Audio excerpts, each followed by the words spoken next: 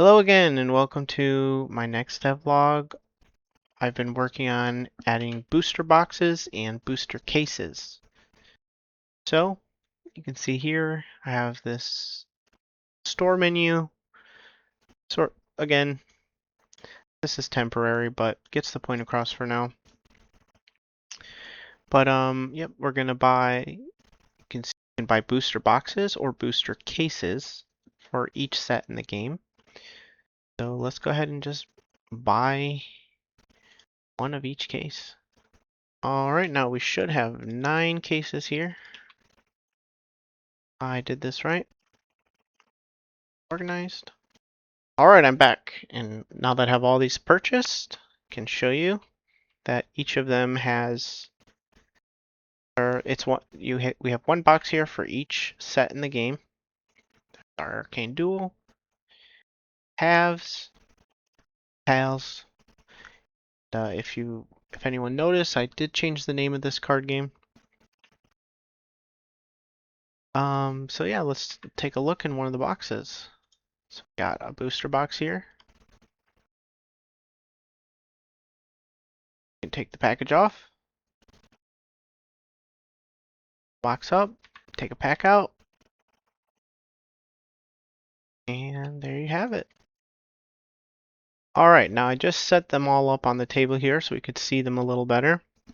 As you can see, we have the 3 different games here.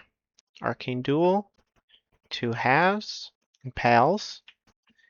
And each of them has 3 sets.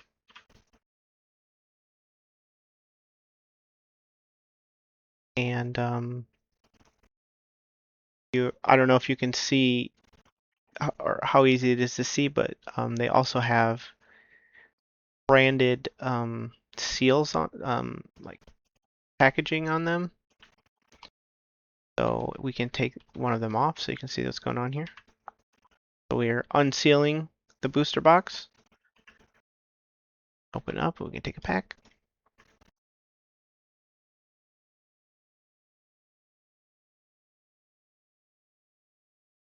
Open all these. Trash everywhere. Side of them.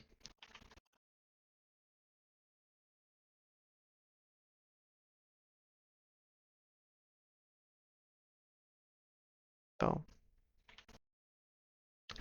that is the main thing I've been working on since the last update. I'm pretty happy with how they're looking.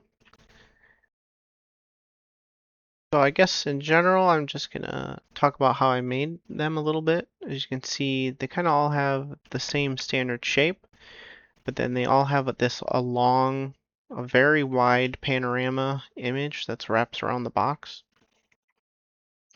Then they have the set logo in the front and the game logo on the top. So something that is obviously going to come up is that I used AI to generate these images. But you know, I still tried to do my best to not make it look too much like slop. I would never have been able to make these myself, and you know, I don't make any money making games, so I can't really reasonably pay an artist to make these. So this is how I'm doing it, and I suppose that could be considered controversial in the gaming world, but I would never be able to make this game without this. So, you know, I'm trying to give it my touch, my human touch, even though, yes, AI did generate all of this box art. And it being said that I did use AI to generate the art on the boxes, I have been making the 3D models by hand. So, you know, I created this box by myself. I did have AI assist in creating it a little bit as well, but more of a helper than really just generating it from scratch.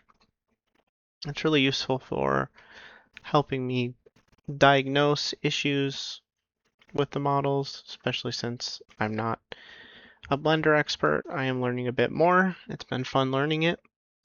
But anyway, creating creating these assets, I think, is really important to the gameplay and the feel of the game. So, and also, I don't know if anyone's tried using AI in Blender, but it doesn't do a very good job. It often places things in the wrong spot. It doesn't have a very good sense of how things are rotated, is what I've noticed. But still really helpful. Um, if you guys have been, anyone's been trying to do this kind of stuff themselves, I use Visual Studio, and I'm mostly using codecs. And I have an MCP setup that lets the AI interact with Blender for me. Like I said, doesn't do a very good job. If you just ask it to build something for you, it's not going to do that great. Other than the box art and the boxes, the next thing I've been working on is creating shipping material. The way that the shipping is implemented in the game right now is trivial. Just click the items into a box and put it in the mailbox and it ships out.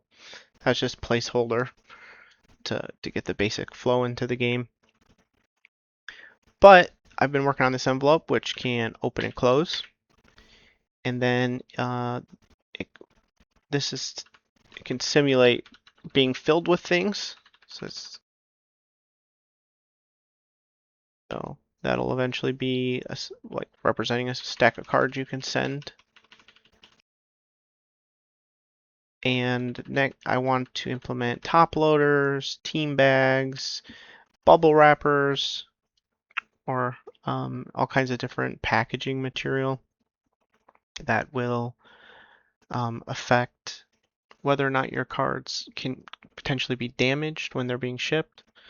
So if you ship a card in a plain envelope like this, no protection, it'll likely get damaged during shipping. But maybe that's the trade-off you want to make if you're sending out cheap cards.